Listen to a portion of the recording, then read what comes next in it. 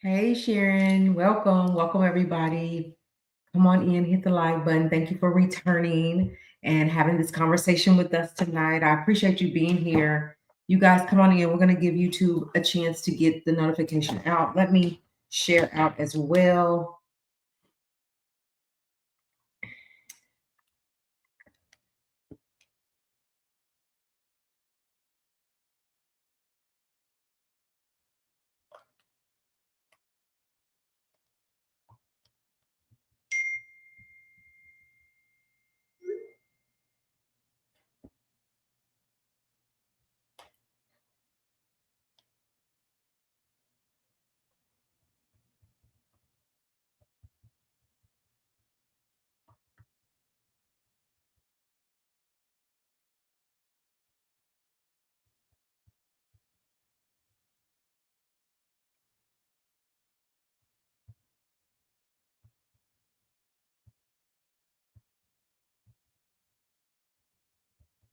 All right.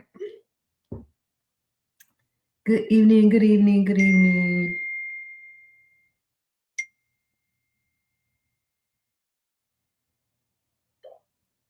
All right.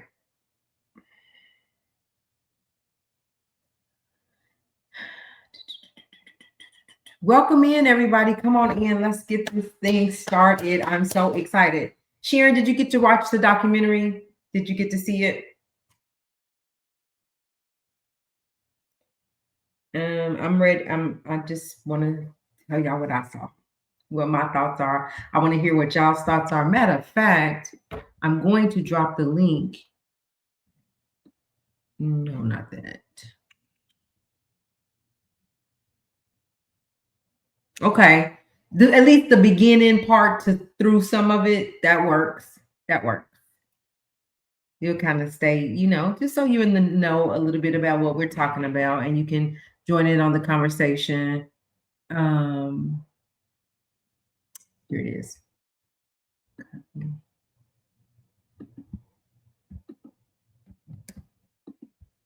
All right, I have dropped the link in the chat. It'll be a few minutes before people start really coming in, so we'll just give them a chance to come in.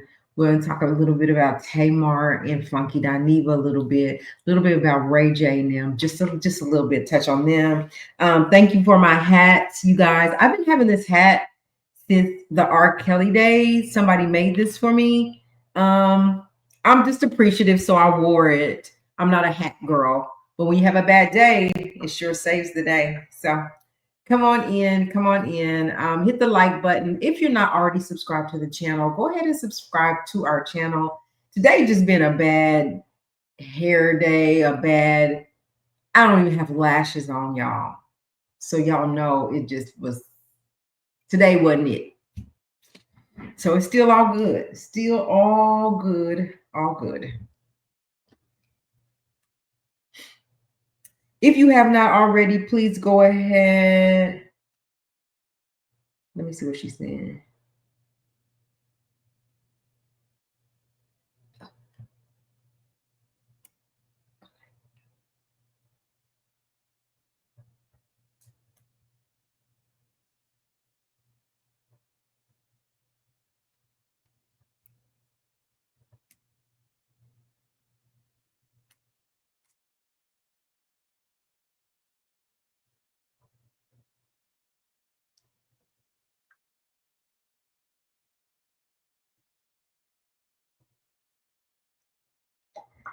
APZ made it. You made it in. If you go ahead and share it out and like it as well, it'll be a minute for people come in. But whoever come in, cool. Whoever don't, cool. We gonna move on with the conversation here in just a little bit. Let me go over here.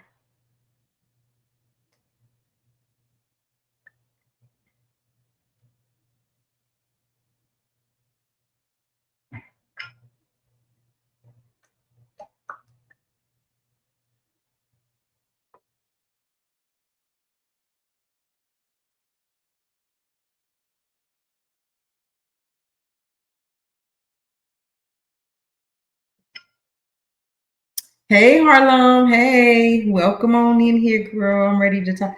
Harlem, how far did you get? Did you get all the way through? I think I got all the way through. I wanted to start over and watch it again, but I was like, this is just too long. It took me 2 days.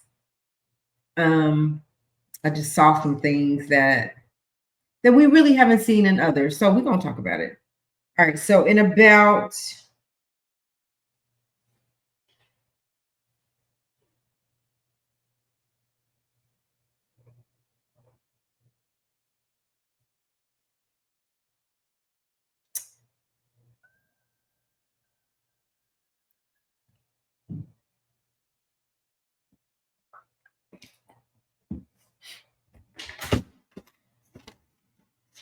so I'm giving it about 60 more seconds, 30 more seconds, 60 more, whatever, and then we'll get started. Not much longer. Oh, I turned the fan off.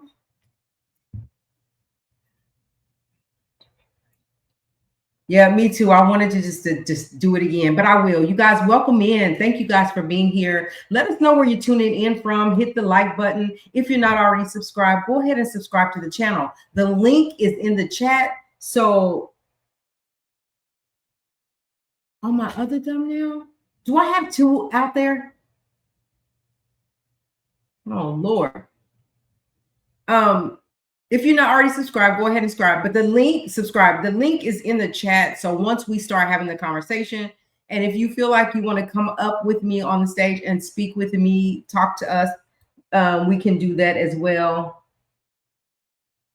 Montreal, welcome, welcome. Thank you for being here. Wow. Thank you for tuning in. How do I say your name? Let's see. Oh, I can't pronounce it. Either way, thank you for being here. Welcome from Montreal, you guys. Thank y'all so much for being here. I'm going to turn this fan on. Hold on just a second. When I come back, we will be ready to jump in.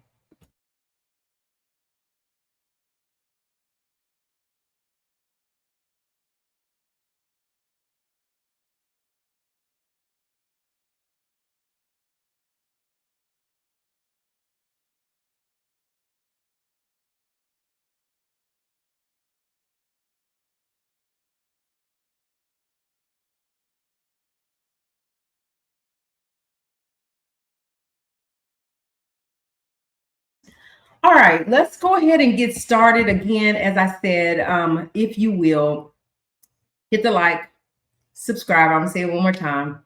Keeps us in the algorithm. It's a free way to support the channel.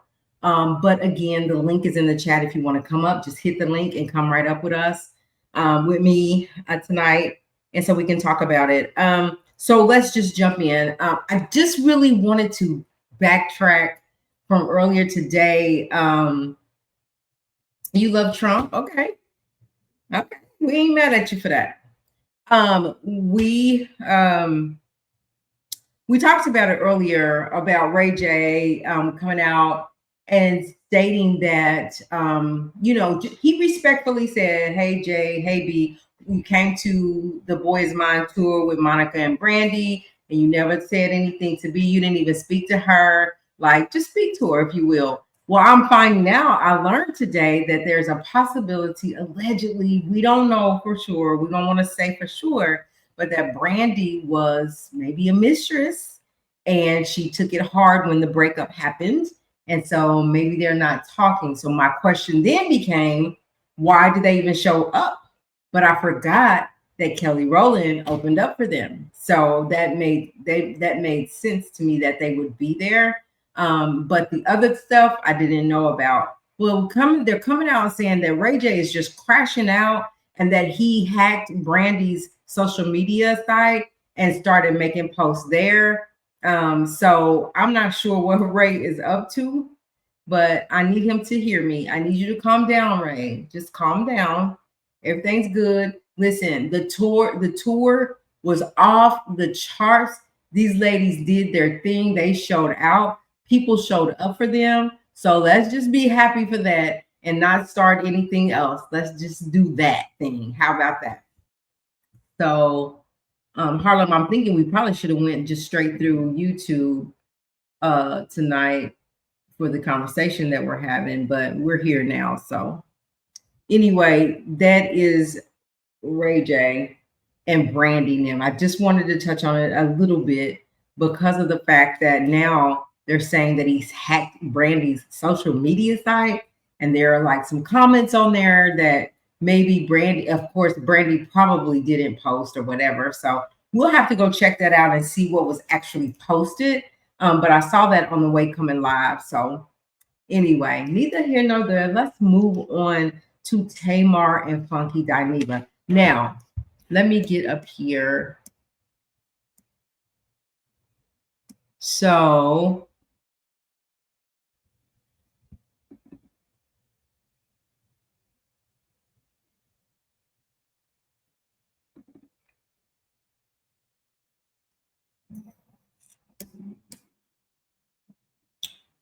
let me see.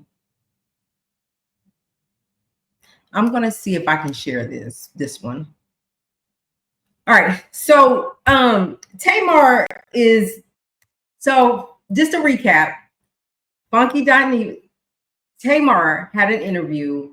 And in the interview, she was talking about what happened the night her and Funky went out and the Mendices thing and everything. And she said, she continues, I think what really ticked Funky off is that, hey Bridget, welcome BFF. What ticked Funky Dineva off is that Tamar talked about him giving him a party. Plus, you know, she kind of did him wrong because he just got the bad end of the stick. So he got fed up. And so he went in and he divulged to us that there have been multiple times that they have been out to dinner, whatever, and here come Mendices. He also indulged to us that that night that she said she got her teeth knocked out and woke up in a pool of blood, that that they went to Ruth Chris. They were sitting at the table, and of course, Mendices was there. And or was it at V12? However, they were sitting at a table, and Mendices was rubbing on Tamar's thighs up her dress, and she was like, Funky Dineva was like, she just kind of gave that stop, you know, that like flirty stop. Not that she really wanted him to stop, but you know, make it look like she wanted him to stop or whatever, allegedly. I don't know. So we got that information, and he just told it all. He told us how she had on her the dun-da-duns and was sitting on Mendices' lap, and how they were kissing in the back of the Uber. Now, mind you, this is Yandy's husband, and they were kissing in the back of the Uber. And at the end of the night, Mendices and his friend goes upstairs with Tamar. And the next thing we know, Tamar comes out and says she was lying in a pool of blood, teeth everywhere. She don't know what happened to her. Well, because it was splattered on social media that she was the last person she was really with was Funky Dineva. He was reaching out and saying, please just tell the people, just post something and say, I didn't have anything to do with your teeth getting knocked out, with you being in a pool of blood, none of that. I need you to do that because people are dragging me about it, right? Excuse me. So she wouldn't post. She was like, she had other things to think about, but yet she was posting other stuff. So he was thinking, man, if you're posting other stuff, you have time to post that. Can you just put something out there really quick? And so she would never do that. She would not like stand up for him, right? Like I felt like she should have. And so Sharon said she don't know who to believe on this. So I just feel like Tamar just is not being truthful with us, right? So then Tamar goes on this interview. So Tamar did post something eventually. She posted something, you know, about her friendship with Funky, whatever. And then she took it down. And so her and Funky's relationship is kind of like feels like it's just it's over. So Tamar claps back with her lawyer saying like she's going to sue them. He can talk to her lawyer. And I don't know what this is, but what did Tamar say? Oh, I'm glad you asked. So let's just see what Tamar said, if we can get this up. Share. Now, this is a letter from her lawyer, James L. Walker Jr. And this was to um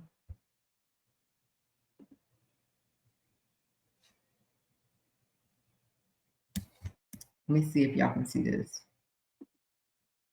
Yeah.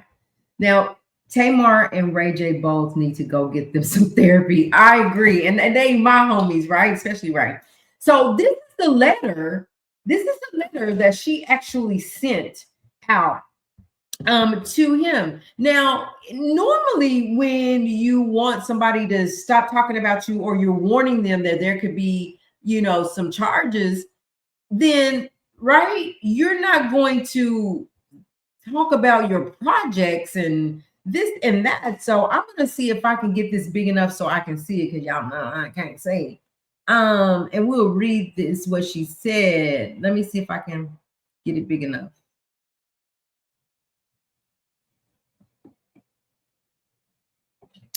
Maybe let me see if I put my glasses on, I can see. So basically, she said this. It says December the 2nd, which was yesterday. Official statement of Tamar Braxton. Official statement of Tamar E. Braxton. This summer, I poured my heart into heartbreak. I can't see it, y'all. Heartbreak. What is it? Why is it not? Oh,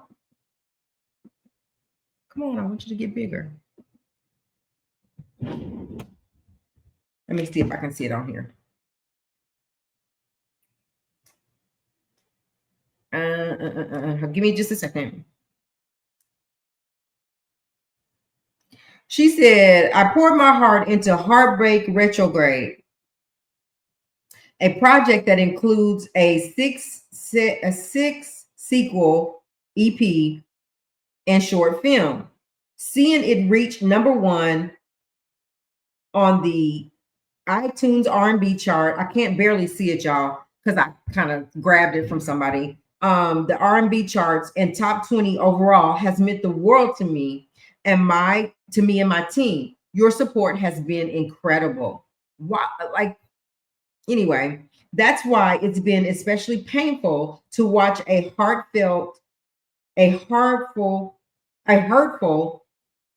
and completely, I can't see it, and completely untrue rumor spread online this week, accusing me of having an inappropriate relationship with my male co-star. Let me be clear. This is a lie. It's sad that the moment you achieve something meaningful, some people choose to respond with gossip and I can't read that word. Gossip and something. I can't read it. These rumors don't just touch me. They touch our families, our kids, our loved ones, the people who never asked to be dragged into nonsense. I had hoped by now we'd see better. We'd see better from those who claim to report responsibly and love our people. As for me, I'm letting my lawyers take it from here.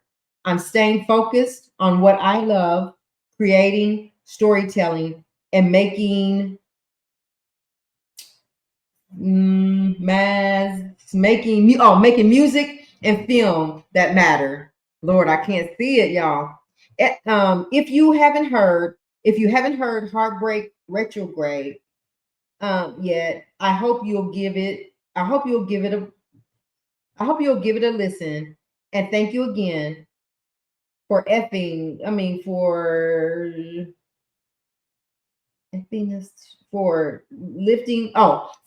us high on the charts. So dang, that was hard to get through. I couldn't see it, but y'all get the picture. I think my question is, and if anybody knows, then y'all can tell me. But did she actually send this to did she actually send this to Funky Dineva? Like, what was it supposed to be? And then it came from her lawyer's desk. Like, all this was for me was that she was really just representing her project. She did address and say the things that were told were lies. But I'm Sharon, I'm like you, like I tend to believe Funky for a lot of reasons. I tend to believe that Funky's not lying about it. And the reason that I believe that is because he was so upset with Tamar. He's first of all was mad because Tamar didn't protect him. And second of all, he's mad because and second of all, he said every time Mendices came around, it was very uncomfortable. And if Mendices was, I feel like if it wasn't a secret or they weren't doing anything, so when you go to V12 and you walk in, the celebrities walk in, they kind of record it or video it and they post it on all social media sites. When they said, he said Mendices was definitely there, he just stayed back so he didn't have to be a part of all of that. Unless he just didn't want to be in the spotlight, then why didn't you walk in with them? You were with them. And then touching her legs, between her legs of her dress, like, why are you hanging out with Tamar if you're married? If this was just a project you was on, then you move on, you go back to your wife, you just carry on, you don't hang out, right? And Tamar said on the interview though that she barely knows Mendices, like they don't know each other like that, but they're cool, right? And then they asked the question, well, why did you, if you were going to choose Mendices, right, then why did you not choose to use a stage name instead of using his government name? She really couldn't give an answer for why she did that or whatever. So I think the whole question for me is Tamar or did Tamar have a encounter with Mendices before, during, or after the project, after they were shooting? But Tamar's definitely denying it, and now she's claiming to let her lawyers handle it. All right. So when she came out and said that, then let's get this one off. And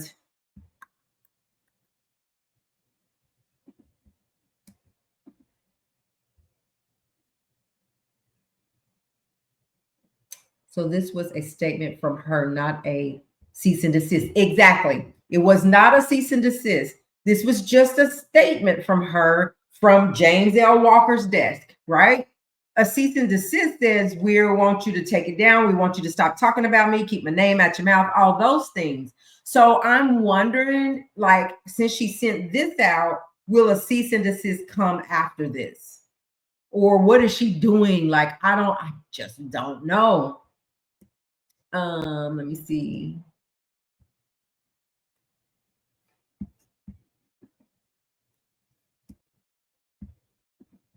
Let me go back over here. But this is Tamar, and even Tony said that Tamar. What was interesting is that Tony was like, my sister. Shout out to Jasmine Brand, because I'm going to show this, and this is kind of a clip from the Jasmine Brand. But I just kind of snagged it from the Jasmine Brand. But shout out to Jasmine Brand. This is where I got the information. But Tony was like, I don't understand why my sister wants to be infamous and not famous. But Tamar loves the press and loves to be in the press, whether it's good press or bad press. Tamar loves that attention for some reason. So then Tamar posted this. Let me share this with y'all. Then she posted this right here.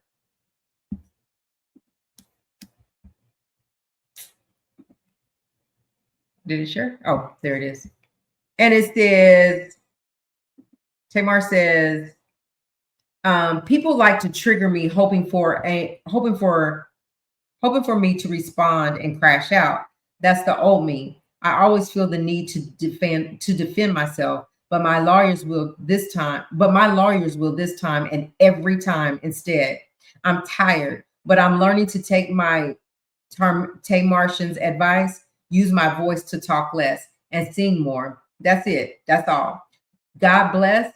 Thank you to my amazing attorney and team. We don't lose. James Walker Esquire and Company. Now back to big business. Heartbreak Retrograde went #1 on my label. So congratulations to you on that, Tamar. That's good that it's #1. I really love every song that you share with us.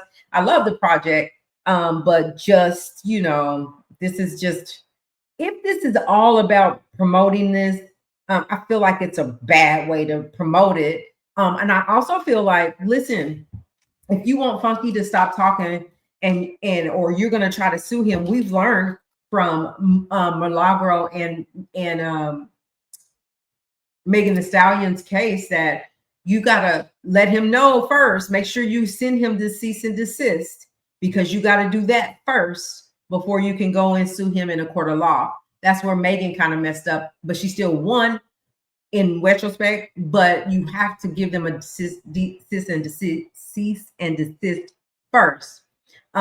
Speaking of Milagro and Meg Thee Stallion, it looks like Milagro got a win in that the defamation was actually dropped, so she does not have to pay on that charge, but the other ones that she will have to end up. So I think it's like $59K. So they're saying that she is media. So anyway, back to Tamar. So for Tamar, you're right, Harlem. I feel like Tamar crashes out just like she came out and she was crying right after she said she lost her teeth and something had happened. And she was like, what drama? What drama did I do? Like, I just sometimes feel like Tamar, listen, I like Tamar. I love her voice. I love her music. I love her humor. I do. I just, it's just some things that she does that I'm like side-eyeing her. But for the most part, I like Tamar. So anyway, again, I want to say welcome everyone. Hello. Thank y'all for coming in. If you're in here, hit the like button for us. We would appreciate it. All right. So now let's move on to the nitty-gritty. So let's talk about The Reckoning. So as I was saying, I did watch it all the way through. Took me 2 days because I'm, get busy. But I wanted to watch it again. I wanted to watch it where I could just watch it all the way through and not stop, watch. But we could definitely talk about it. She do this every time I'm live. She just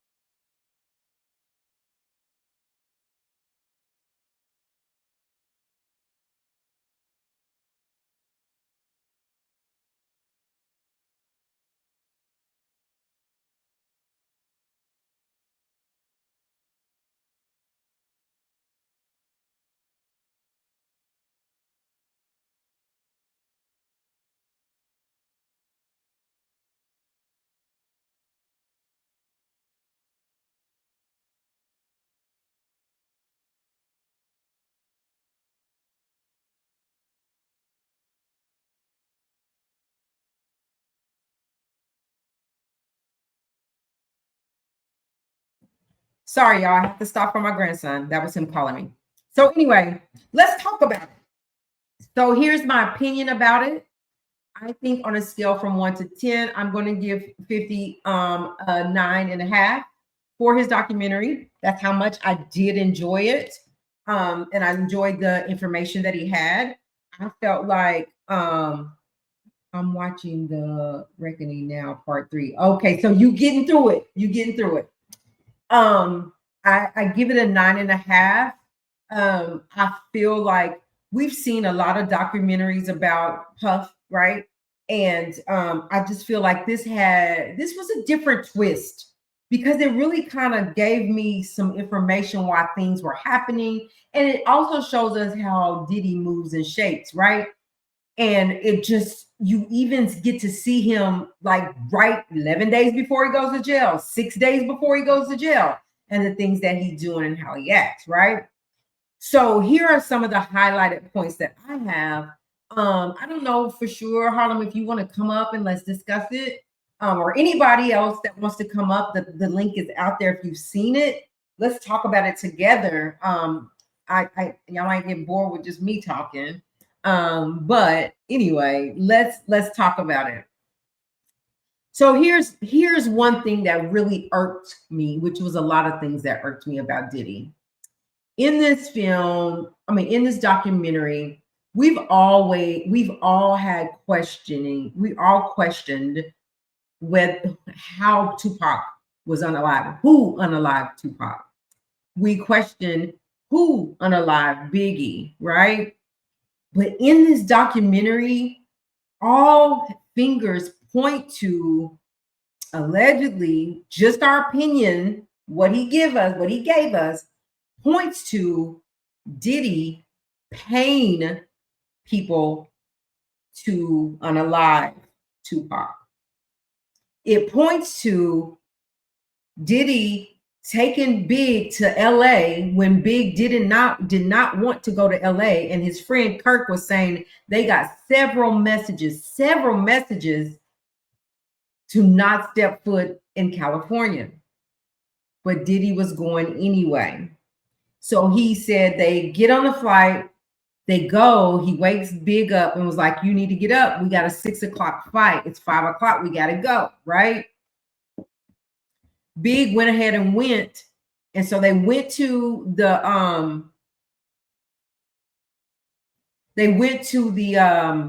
they get to California.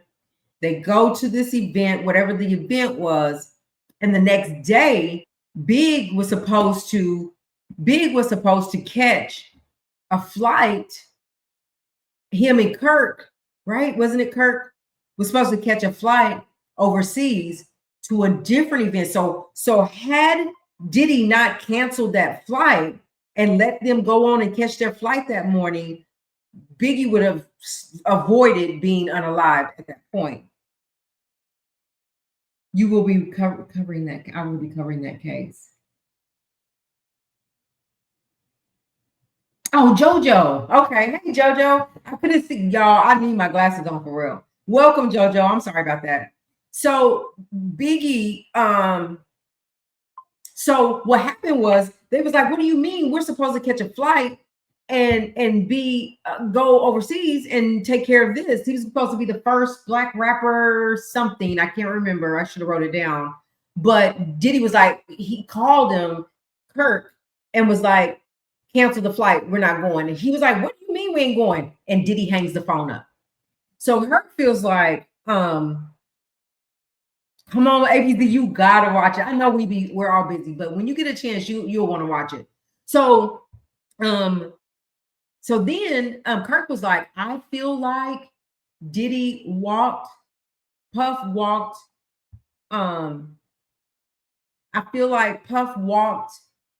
Biggie right into his unaliving because he was like forcing him to do things like, right? Big is signed to Puff's label, so he got to do what Puff said. So he cancels the flight. They don't make it to overseas, and then he goes and he ends up unalived. With Puff, what was interesting to me is that they had Keefe D's interrogation on there, and they were saying that he was supposed to get paid, like Puff was supposed to make a payment to him for $25,000. Is that right, Harlem? $250,000, something like that. Was supposed to make a payment to him, right? I thought it was it was allegedly a hit that was supposed to be on the both of them, Suge and Pac. Right. He paid him. I thought it was, that's why I say gotta look back. I thought it was $500,000. Hold on, before we go any further. It's APZ's birthday. You just now telling us? Happy birthday to ya. Happy birthday to ya. Happy birthday. Happy birthday, APZ. You guys, Put a happy birthday in the chat for my mod APZ. She is the best. We appreciate you being here. Happy birthday. So JoJo saying 50K, but JoJo, I thought, and the link is in the chat this time, JoJo, but I thought that they got 50, I thought they got 25,000 of it, didn't get the rest. Like he and they said he was supposed to and didn't even get that payment, right? But he said the reason that they didn't get, they're thinking the reason they didn't get the rest of the payment is because they were supposed to both unalive. They were supposed to unalive both Suge and Pac, but Suge didn't. He walked away from it, right? And so basically, what it's telling us is they're just admitting, right, that they're admitting that he's paying them to off them. He wants them out the way. And if you saw, when you see this, if you haven't seen it, everything they was doing out in the West Coast, Sean wanted to mimic that. Like, what are they doing so well? Like, what is Suge's label? Suge is Death Row. Death Row, yeah. So Death Row came out with this with Tupac. I mean, with so Tupac and Snoop and oh, I know. And anyway, Death Row, right? So he was like, he said, what are they out there doing that's so successful? I want to mimic that. So then that's when he got Pop and they got together, and he said that's when, I mean, Biggie, he said when they did that and Biggie came out with I love it when you call me Big Papa, right? When he came out with that, that's when it took Biggie over the top as a big celebrity. And that's when as a big artist, and that's when Biggie was in.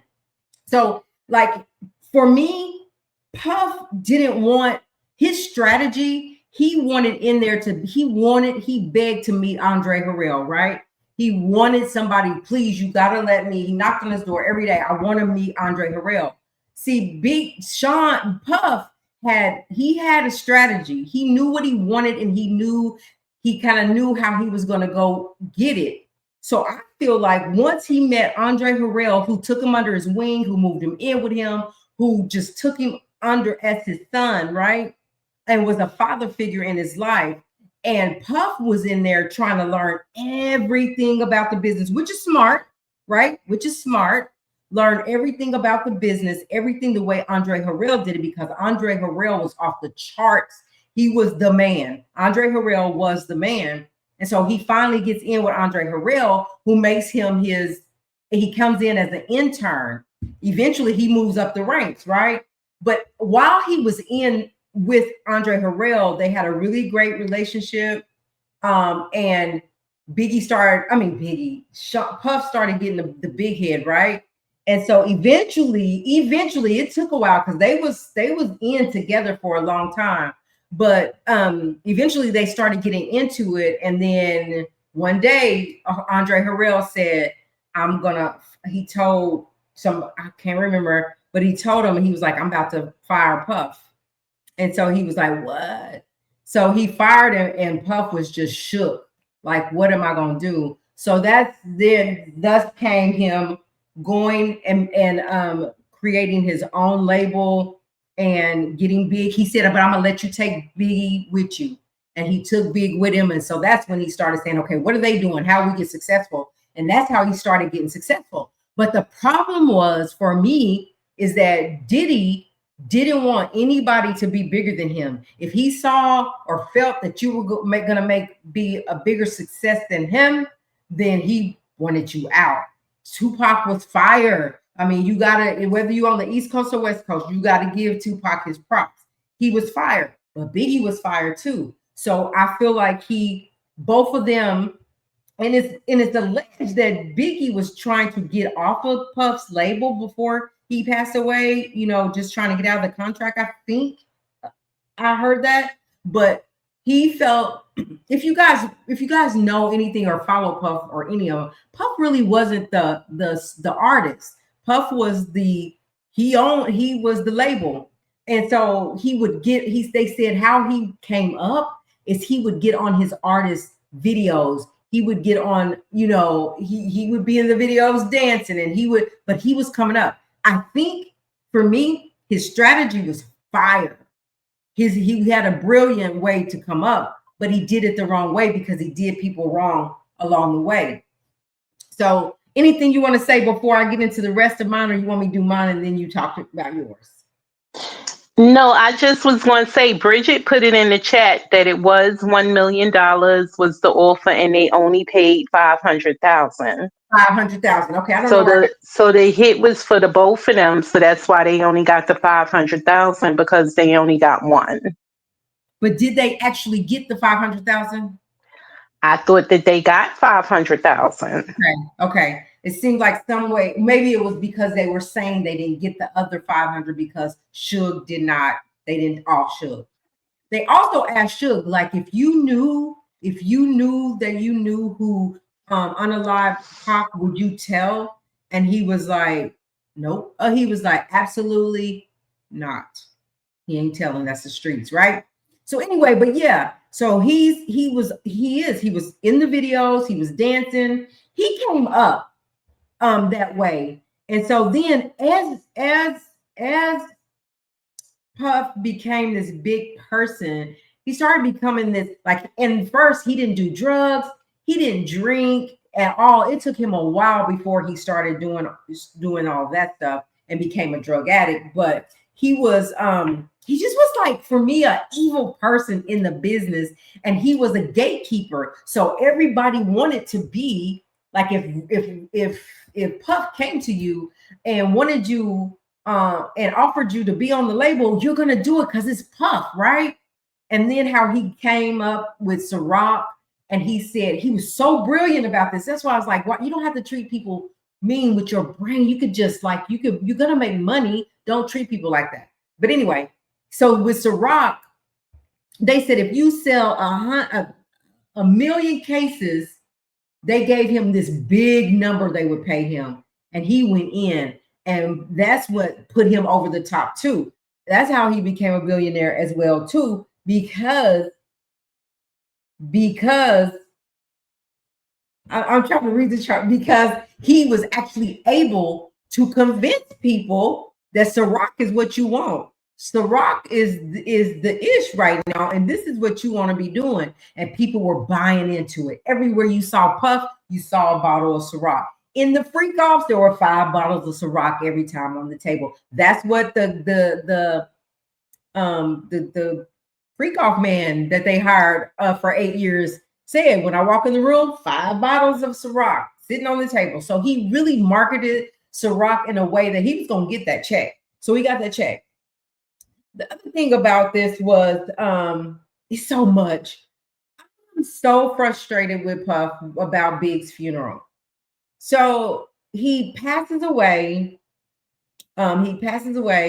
And they have y'all seen, we've seen it. We all saw the funeral and how big it was and elaborate it was, and how everybody in Harlem, everybody came out for this funeral, right? And only to find, and Puff was made it seem like he paid for this big elaborate funeral for his guy. This is his guy, right? But only to find out in the documentary that Big's estate had to pay for the funeral. Like, he wasn't doing his brother a favor. The estate had to pay for it.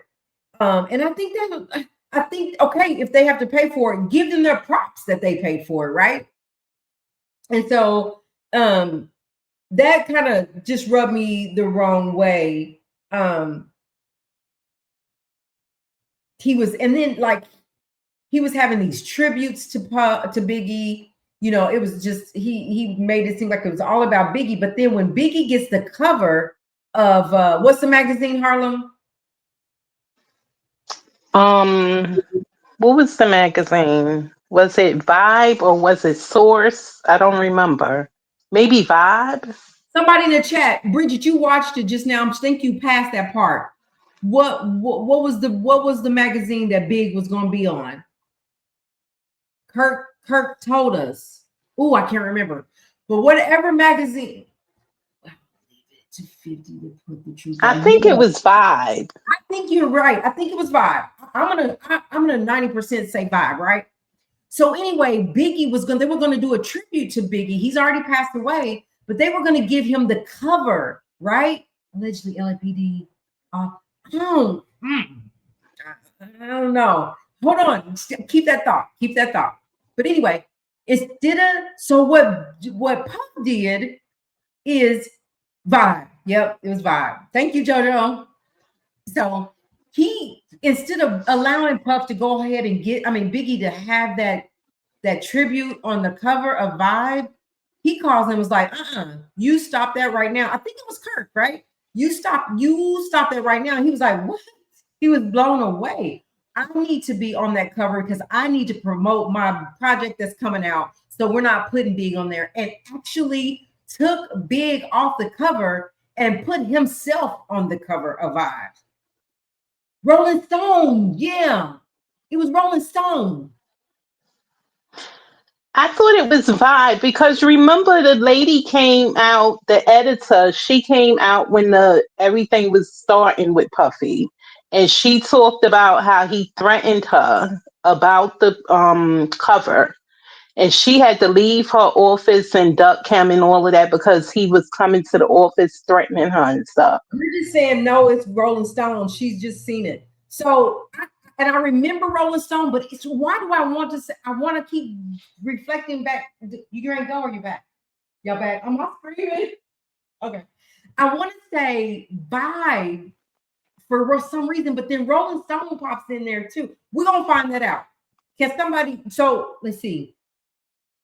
They had two cover stories. No BF, it's Rolling Stone. Okay, she's saying it's Rolling Stone. Whichever cover it was, Diddy took Biggie off and put himself on that cover. So I thought that was wrong. Harlem, I promise I'm gonna let you get in. I promise. The other thing that I'm freaked out by, but we heard this before, but like they just confirmed it, like right? They're in the studio, and whoever this guy is comes to the studio, and him and his son, Justin, no, what's the light skinned one? Not Quincy.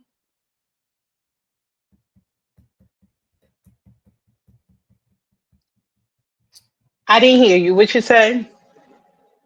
Showed the Rolling Stone.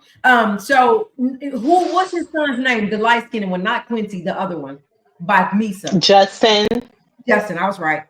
Justin and his daddy, Puff, and this guy goes into the restroom. Lil Rod is in the studio, right? Messing around with the music, and he hears a pow pow shot. He was like, oh shoot, did I hit like one of the buttons on thing? He said, and Puff and Justin walk out like nothing happens. He said, so he goes in the restroom, this man bleeding out on the floor. And he said all he knew was to start getting stuff to try to stop the bleeding and call 911. He calls 911. Here's what's strange to me. He calls 911. The ambulance gets there and parks down the street. He was like, what are y'all doing down here? Come down here. I need you here. They said, we got to wait on the police to get here. You're not going to go in and try to save this man. And so whatever happened to this man is a mystery. He still don't know who he is, where he is, whatever. Who is the man, Harlem? Who did he? Anyway, something happened in that bathroom. This man gets pow pow. So the police come. Somehow, some way, Puff gets off of it. They never questioned it again. He said he came in and questioned Little Rod. Little Rod told him what happened, and they moved on. Justin was with him.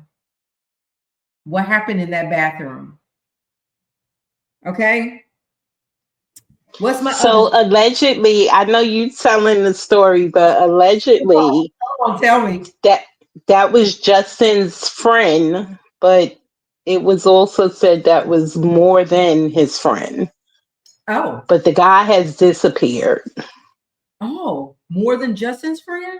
More than it was, Yeah, I get you. I hear you. Mm-hmm. Let me check the chat real quick before we move on.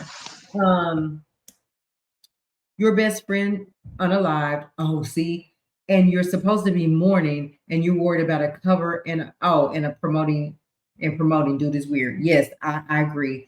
She confirmed, Justin. She said that Roseanne Barr showed the Rolling Stone. Okay, and then it's more. He's very weird. Yeah. He said they had 2 scheduled appearances. JoJo said recording studio in LA. Huh? What was that? And then I love it over here. Oh, JoJo, thank you. Thank you. We love you being here. I appreciate you coming. So anyway, let's move on because I know we got Harlem I got to hear Harlem's piece on this too. And anybody else that wants to come up, don't forget the chat. The link is in the chat. You can just hit it and we'll bring you in. Also, if you're here and you have not yet hit the link, go ahead and do that. And again, I appreciate y'all. And again, shout out to APZ. It's your birthday, girl.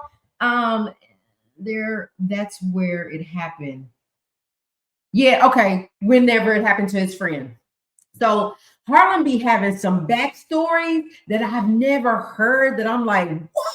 Be having me have lockjaw. So I can't wait because I didn't even know Justin that was, said about Justin. So this is good information. This is a good conversation. So anyway, moving on to what else I think. I want to talk a little bit about Puff's phone calls in real time, just days before he goes to jail, right? So we know he was in New York, and he, by his attorneys, told him to go ahead and fly in, and he was like, God told me not to say nothing, do nothing. Y'all need to do something. Y'all need to be like on social media, telling his lawyers this, right? Be on social media. You need to do whatever you need to do. We losing right now. We losing the battle right now. There were phone calls that he made. Like I wanted more of the real time stuff in New York, right? We saw him on the bike rides. We saw the conversation. We saw him in the rooms with his sons. And then his lawyer called and said that they had something saying that how Cassie was in love with him and wanted to be with him. I think it was Cassie. And he was like, yeah, we got it. You got to send it to us. Like he hiding now. Puff, when I saw him in the room in real time, he was shaking in his boots. Like we saw him on the yacht. We saw him living his life, but we never seen behind the scenes. Behind the scenes, this man was stressed out. He did not want to go to jail. And he was like, how in the world can Don? He said, yo, Don just filed a lawsuit on me. I've never done nothing to this girl. We never had big bad blood with this girl, like, and we've never been into it, and now she want to do a lawsuit. Why these lies? What got me was, so it was Dawn, and what was the other black girl's name? Kalina, not Kalani, Kalina. What frustrated me again is Kalina was going through a child custody thing, right? And she had went to Puff and was like, I need your help because I need to get better lawyers. And if you could loan me $5,000, I swear I can pay you back. He was like, nah, I got other things to do. Yet, when this all breaks out, who do he call needing a favor? He wanted Kalina to put out a statement, but she loved him. Kalina loved him. She had his bag, but she wanted more time. But at that time, he came to her saying, please just put out a statement. So what that brought, and so let me not keep jumping. She put out a statement. He wanted her to put out a statement that to debunk pretty much what Don was saying, because Kalina did say, I really didn't see it. That I wasn't around, that I don't know what they was in there doing, right? So she did say that, but she was broken for the fact that she's always loved Puff. They had a good relationship and he let her down, but now he comes to her needing her when he's in time of need. And she just was battling with like, this is my time to tell him, you need me now, right? But when I needed just to borrow $5,000, you couldn't come through for me. You a billionaire and you can't loan her $5,000? She swears she pay you back. I understand you what you going through, but she gonna give it back. But now you need her. Y'all tell me in the chat, should she have put the statement out and said, no, when I needed you, you couldn't be there for me. Now you need me. But here's me, like I'm a friend. You did me wrong, but I still got love for you. I love you to pieces. Let me just go on and do it. Like, I don't know. I don't know in that moment what I would have done. Do we think Kalina should have wrote a statement? Y'all, I'm not a hat person. That's why I keep grabbing this hat. I don't know. I don't know what I would have done in that situation, but she was heartbroken by that. So there were several calls. She said she hadn't got that many calls from Puff, from nobody like that. He was calling her back to back to back to back to back to back to back to back. And she would let us hear. She'll APZ, you gotta go see it. Whoever haven't seen it, y'all gotta go see it. They was letting us hear the conversations and what he was pleading and begging her to do. Then they're saying, like, I looked at people's comments a little bit, and people are kind of saying that Kalina is kind of like the bottom B, to Puff, would do anything he wanted her to do, got sprung out on drugs because of Puff. And then, but no, that Kalina was, but I'm gonna leave that alone because I need to get that straight before I say that. But anyway, so let me move on from Kalina. But bottom line, I really wanted to make the point about him needing her whenever he needed her to do something, but he couldn't be there for her. Like the bodyguard, what's his name? The one that got out of prison and was with him for a time when he was with Kim. Roger Bonds. Roger Bonds. Come on, friend. Yes. Roger Bonds was like, he was frustrated. He was like, I want to talk about him a little bit. Roger Bonds was in a situation where he probably should have walked away from the situation because he said he never saw Puff hit Kim Porter like he did with Cassie, but he knew that it had happened because of the fact that when she would come out of that room, her hair would be messed up. She might have a bruise or something or whatever. But Kim was the one that was like, I ain't the one. But he had a sister at that time, right? She was like, I ain't that girl. Like, I ain't fixing to put up with it. Get somebody else to do it, right? And Kim put up with a lot of stuff, but he wasn't like doing her like he was doing Cassie. Like, he really cared about Kim. But what again frustrated me, for lack of other words, is that he would have Cassie on the red carpet and then pull Kim out. Kim ain't knowing what's going on with Cassie, right? So he wrong for that. But then eventually Kim was like, you know what? I have to make a decision for me and my family, and what is best is for us just to go to our separate ways, which I'm glad she did that. And she did get to spend that time and get the kids to an age, maybe not to grown, I know that, but to an age where she spent a lot of time being in a good space with her kids. And I like that about it. But Kim was one that was not taking no mess off of Puff. And so I like that. So they also had they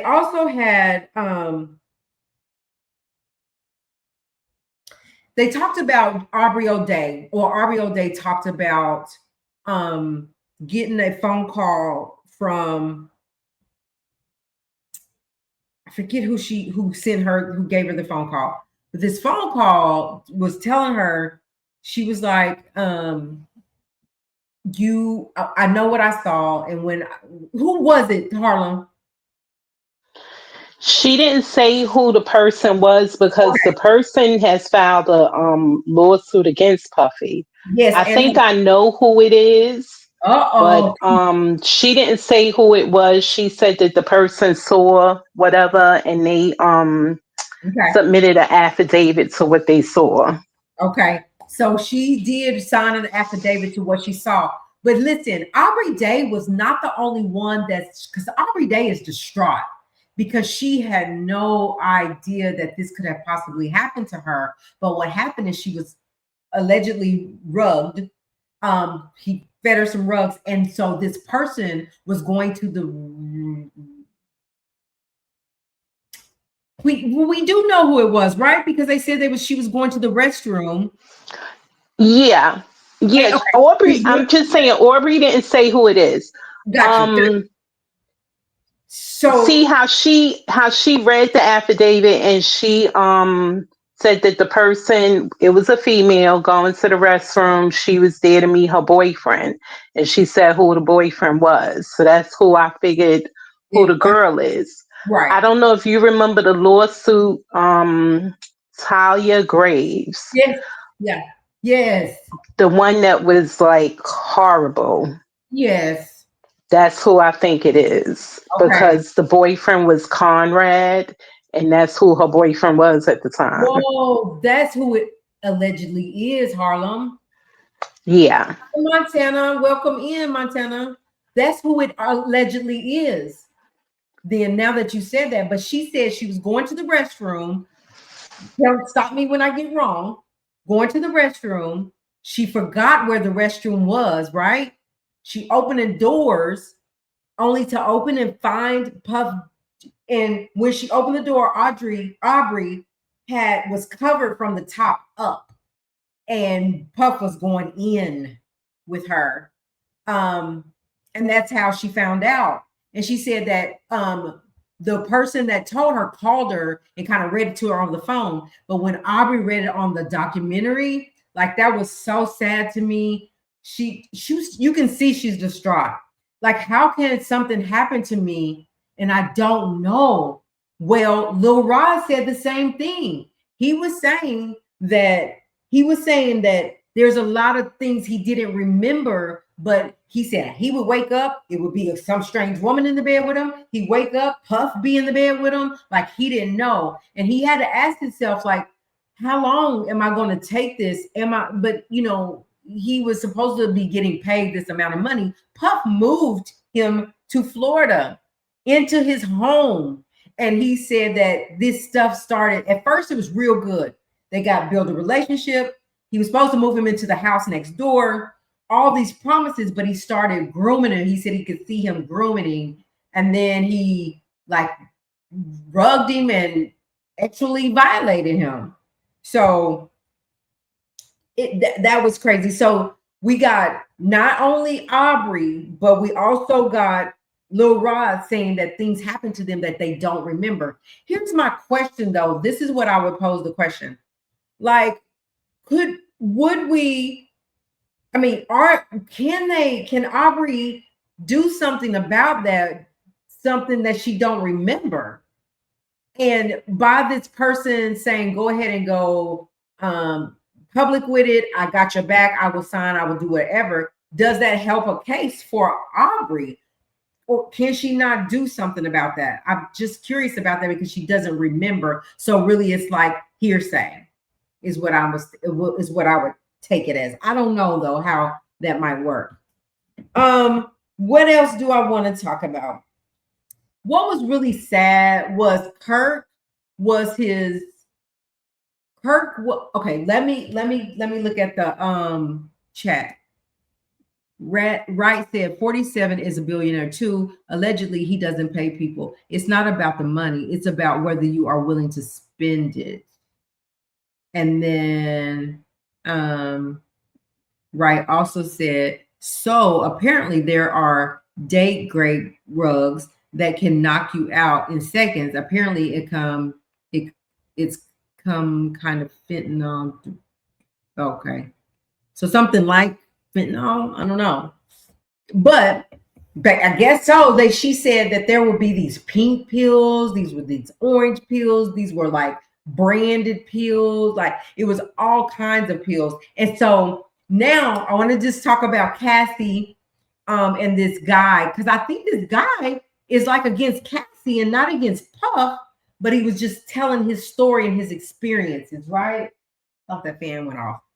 He was saying that there was one time he went, like he was with them for 8 years, and every March the 8th I believe that's the date of Big's unaliving. He would call them out, and they would have this celebration. They would have these freak offs with Cassie.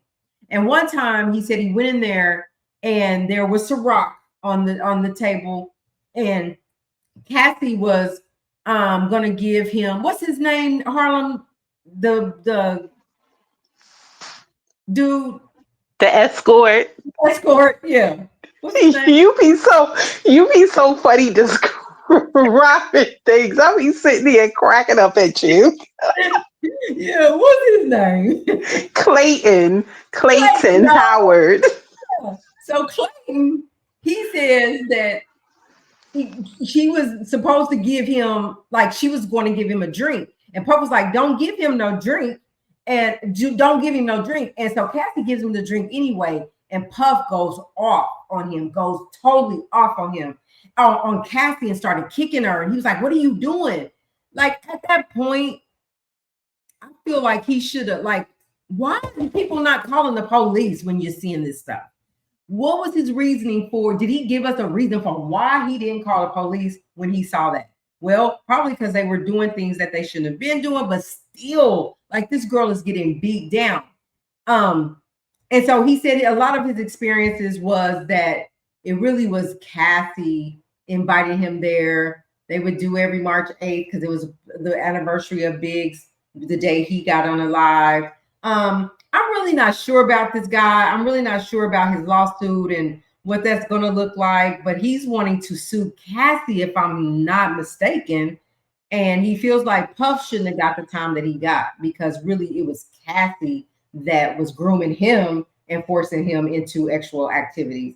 He said Puff had never, in the beginning, never slept with Cassie after the escort did. He said, but eventually it got to, he go in the room and do Cassie, then he come out, then Puff will go in, then Puff come out, then he go in. He said he was asking them, why, how in the world are y'all going so long? And she said, it's these right here. So he tried it, and he said it was on and cracking then, like he could go 72 hours then. So he had that experience. He saw, that's where he was introduced to doing the drug at that time. He said he only tried it one time though.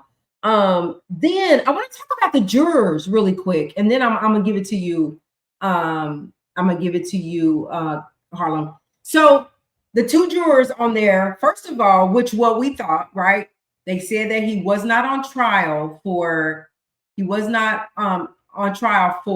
domestic violence, and so that's why they didn't, they couldn't find him guilty on the Mann Act. He said also the other reason, like, they didn't feel like Cassie was a victim. They felt like, especially that guy, he was like, you can't tell me that you can't complain about, like, you want to enjoy the things that you get from it, like the money, the shopping, the lavish lifestyle that you live. But then, when you get violated and you get jumped on and beat and kicked like that, you complain for a while, and then the next day we see y'all back together, like it's okay. He said, so really they couldn't get with that program. Like, they really didn't feel like Cassie was a victim. They asked the black lady, like, do you not think he's a bad person? She said, well, according to the incident at the hotel, yeah, like, he's capable of being a bad person. So they came with their verdict the way they came with it, because they looked at everything. She said that, how we kept hearing during the trial that Puff was looking at the jurors and making eyes at them and all that. She said that's absolutely not true. She said at points he would, like, nod his head, like agreeing with something that had been said. But she said there was never a time like they just made constant eye contact. Like, them two said they never looked at Puff because they were instructed not to look at him, but that there was never a time where Puff was just in there just staring at the jurors and making them, like, trying to persuade them to do, to make a decision one way or the other. She said it didn't really happen like that. She said they heard a lot of stuff that people were saying going in the courtroom that never went on. She was like, when did that happen? So that goes to show you, like, people are still, even with boots on the ground in there, they're still going to come out and say things that maybe are not true, or just kind of massage it a little bit and make it, into something bigger than what it is. Where I was shocked to see is that Tisa Tells was in the documentary. I was a little shocked to see her in it, but I was proud for her that she was in it. In the documentary, Tisa said that his attorneys was offering her the what were they offering her, Harlem? The transcripts, but they weren't only offering them to Tisa. They gave the lawyers gave the transcripts to all of the bloggers, the TikTokers that were out there, and they highlighted certain areas that they wanted them to look at. Mm-hmm. And Tisa said she said no, thank you, that she didn't take it. But I was proud to see her in there. So I'm gonna be quiet for a little while. I'm gonna look in the chat and interact in the chat. And Harlem, now you go through what everything that you, because I know there are some spots that I missed. I kind of was all over the place, and then we can have a conversation after you say your spiel. Well, I'm like you. I I enjoyed the documentary because it kind of the videos of him that he had recorded. So you got to see things from his perspective, and like people are saying that 50 is trying to bring down a black man, but how is he when this is Puffy's footage? This was his videographer out there taking these videos. 50 wasn't out there taking the videos. He only got the footage and put it out there for the public to look at. Agreed. Agreed. And I think that's what separates this documentary from every other documentary. No one has the footage that Puff was using when because he hired this videographer for his trip to California prior to going to jail, right? So that's how we got that real time footage from Puff while he was in New York. But what happened was he went to jail, and so she was able to get it in 50's hands. So I'm with you, Harlem. I don't feel 50 was bringing a black man down. They even reached out to Puff and asked if he wanted to respond. Reach out to his mom, see if she wanted to say anything. No one wanted to speak on it. Right. And then the other thing that got me is, whenever I don't claim him as being from Harlem, he's from Mount Vernon. Why These people that claim him in Harlem, they could claim him, and they shouldn't be claiming him after this documentary because he was out in the streets of Harlem, hugging, taking pictures, shaking hands, all of that. When he got in the car, what did he do? Oh, I need some hand sanitizer. I need to take a hot bath. yeah. I need to get this off of me, but I got to do what I got to do. So he not doing it to support nobody but himself. It's Everything is all about him. all about self. That was so crazy. Even 50 talked about that on his interview with Good Morning America, right? He said, did y'all see that? Did you see he Yeah, I did saw it. out there shaking the hands of the people, and then he gets it, and they was like, "Is that why you put it?" He was like, "Yeah, because it just tells you who he is, what kind of man he is." Right? I was like, "Whoa!" And he actually said, "I'm Right. bad now," which I kind of get it. Like you amongst people, but dang, like you wasn't out there really because you really out there letting the people see you and take pictures, and because that's what they wanted. You was out there to see who you could get on your side. On his side, right. It's That's always about him. It's always a way to make it for him. always a way to make it for him.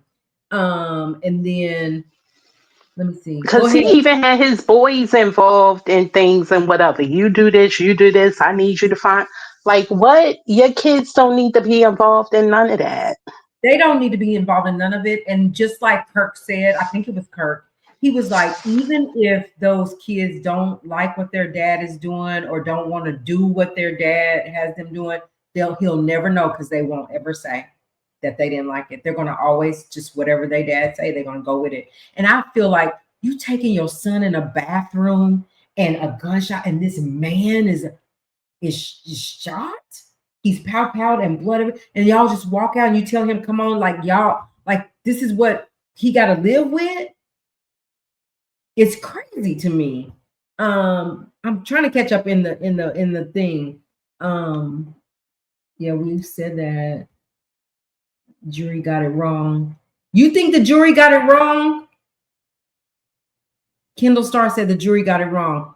And do you think they got it wrong in a way that he should have been acquitted of everything, Kendall, if you're still here? Or do you think they got it wrong in that he should have been charged with all of it?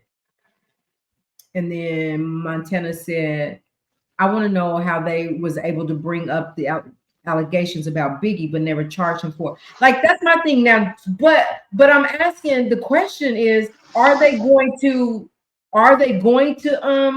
charge him now that they have? I don't think nobody's going to go down for Biggie or Tupac like that.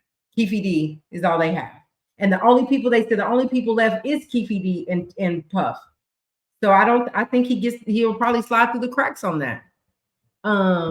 Did I skip somebody before that, before I got to JoJo?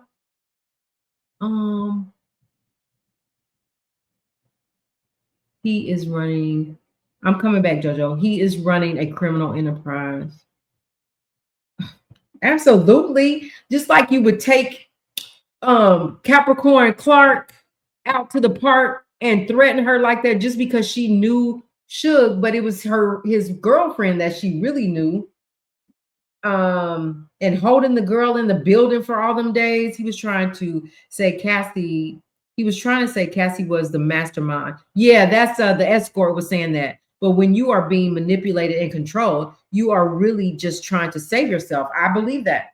I do believe I consider Cassie. She was a victim of abuse, for sure.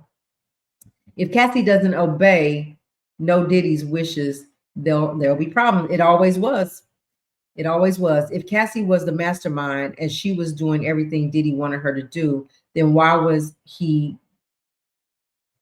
Well, he was doing that to her because at one point when Capricorn Clark talked about how he came and kidnapped her and took her out there because she was allegedly, so Cassie was cheating on Puff, but I think they were separated at the time and went out to this what's his name's house, Harlem? Kid Cudi.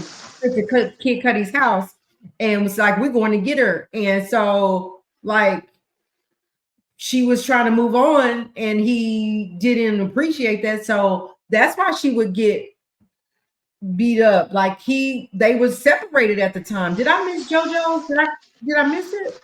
He had something. I had something up there from him. Yeah, it's down towards the bottom. Okay. Okay. I'm getting through them. So oh, there they are. Harlem per the escort because she stopped following Puff's instructions. Exactly. And then I think we just talked about that. Yeah. And then she said the DV was the coercion. Especially, and the other lady too, she was coerced. If she was doing what Diddy wanted, he didn't have a reason to. And she wasn't, like, she was trying to say no, she didn't want to do FOs. And if she didn't want to do them, then that's another beating. Or if he used every excuse for why he had to put his hand on that little young lady the way that he did. There was no excuse for it. She was a fan. And my right said, that's what an abusive, controlling relationship is, good and bad, ups and downs. It's why people stay. It's not always bad. Average public doesn't understand this. Okay. And then I'm so behind. No, she said he was bobbing his head and stuff. I'm so behind on that. I don't know what that meant. I look at all the black men Puff took down. Yeah, we can talk about that. Never knew he was a germophobia. No, me either. I didn't either. He let us know today. Blackland. Oh, here it is. I'm gonna need you to help me cover this Tupac trial coming up with Keefe D is going to be the trial of the century. Hey, we are all say the word. Say the word. We on it over here. I'm very interested in that. Right. So says so Harlem, you see that, right? We gotta be on our P's and Q's. And Harlem, you want to know what? When you using other men's, not a German. Yikes. It's so many twists involved. Trust me, I've been low-key covering it for years now. So I know we'll have to get in the weeds with it. And then I'm gonna start doing I know a lot. I've been following like Tupac was my everything. I love me some Tupac. But I've been listening. I know some stuff, but I'm gonna get myself caught up. We can do that though. We can do that. So all right, Harlem, back to you. Did you see Little Dirk trial? Little Dirk's trial is coming up. Yep. It's so much coming up, but we're gonna be on top of all of it. We're gonna try. Okay, Harlem, back to you. What is your other points? I don't think I had no other point. I think you got everything. You think I did? I mean, it's a lot. Like I told I you, I think you got everything. Oh, the victim that was in there, Joy, joy. and she talked about the letter that her mother wrote to Oh, yes, Puffy's mother. and that was 1999, 96. Yeah, But that was the 90s. here's why I believe her, because you see the letter. They had the actual letter that her Right. She said that she had just came across it. she just happened to come across it, and that's why I think 50 put it in there because she had that solid proof, right? But that's crazy to me. In that I believe it. She was pretty when she was young too. And ain't she another one that said she didn't remember or that she was drugged? She was drugged. I think she said she didn't remember or she was drugged or something. I would have to go back to her lawsuit because it's been so long since I read it. Yeah, we're gonna look at it again. If we missed anything, I'm gonna take some really good notes when I look at it again. I just was like I said, looking at it, turn it off, turn it back on, turn it off. But uh, overall, it was really good. Capricorn, I wanted to touch on her again. She like everybody was like, we don't know about Capricorn's story. Like she felt Capricorn said she felt like the jury, like when she saw them, she looked at them and they looked like they didn't believe her story. She said, but she's not lying about that. Do I believe Capricorn? I do. I I believe do. I believe it happened. I don't think she's lying about it. I feel sorry for Capricorn Clark. She was by his side. She was like she understood Puff's whatever his whole situation, why he was like he was, because her mom was on crack at a young age. And by the time she was what 24 or something like that, her mom had passed away. So she said, can you imagine waking up? You got a mom that's on crack every single day of your life and what you have to deal with when you have a mom like that. That broke my heart for her.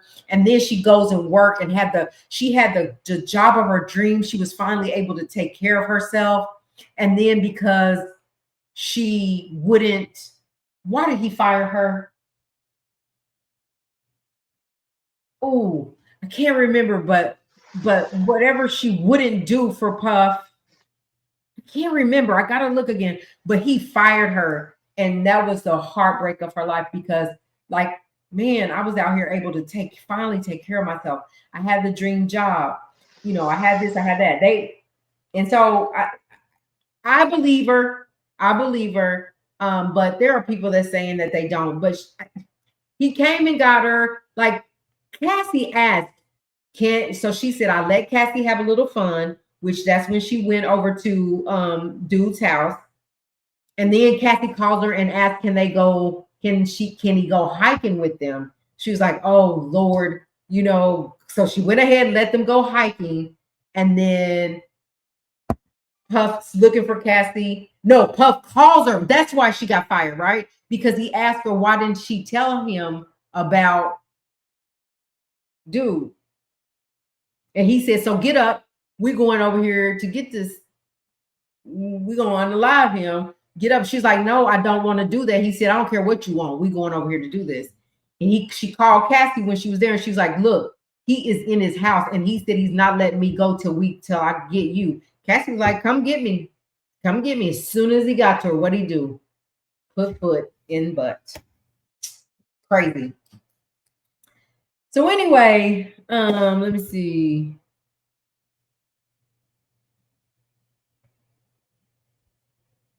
I didn't even know that. I didn't even know that, but I will look at that, Montana. I didn't know she did, but I know her sister is engaged and showed some engagement photos. So I'll look into it and we can talk about it. So listen, overall, like I said, I think 50 took a dub. He did good on this. I think it's different than any other documentary that we've ever seen, because even with TMZ and all the other ones, they were kind of showing the same stuff. It was kind of like the same stuff, right? So I think that it's overall really good. I'm gonna look at it again. I feel like there's more we could talk about on it. So I appreciate y'all. Harlem, it feel like I just left so much out.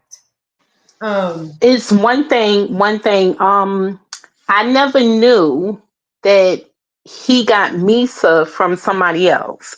So Oh, Eric Sermon, that was in there, the rapper, yes, he was with Misa before Puffy was with Misa. The incident where Jean talks about where Puffy beat her, allegedly domestic violence, yes, and she went up under the car, is when she was with Eric Sermon in the car. So yes. every woman that he's had, he's taken from somebody. Just like him was with I'll Be Sure, I'll be sure. and His he, daughter, Chance, her yes, mother, Sarah Chapman, was with Tupac. for real. Yes. I missed that one, but he said it. I gotta get my charger. Hold on, I'll be right there. Hold that thought. Be right back. I'm gonna get my charger.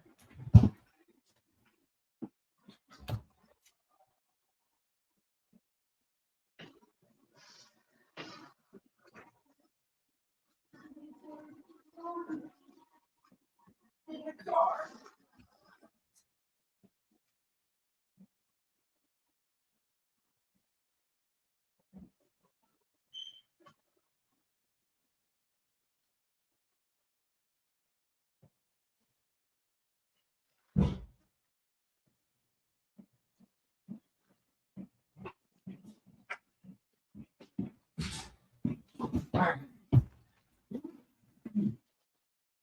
Let's get ready to die. Oops.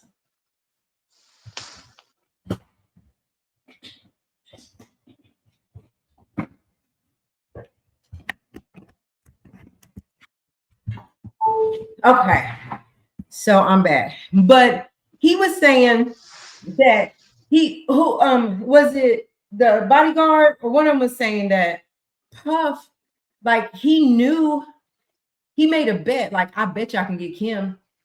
Um, and they said he would take, like if he, I can't remember, I don't hate to word it wrong, but yeah, every woman like that he had, just like Cassie came in, her boyfriend was there with her. And when they started, Ryan Leslie. yeah, Ryan Leslie. And when they went in the studio and Ryan was there, did you see how he was looking at Ryan? Did you catch that? Yeah. He was sitting in that chair and Ryan was standing up, and he was like, he wasn't happy for Ryan being there. And he said the next thing he know, Cassie was there and there was no more Ryan. So Right. these ladies that we hear about him being with, they already had somebody. Excuse me. They already had somebody, and he somehow got them. He swayed them in. It's Right. crazy. Because Kirk even said that he was trying to get at one of Suge's girls. He couldn't stand Suge. Yeah. So he just goes after other men's women. And especially if he don't like them. Like if he don't like, I did not know she was with Tupac. Yeah. Sarah Chapman. Mm-hmm. And I know that. Oh, I knew that he doesn't get any of his own women. No, look at him. And then Um, don't forget Jane, the Jane Doe, who yes, her baby daddy. yeah. He used to call.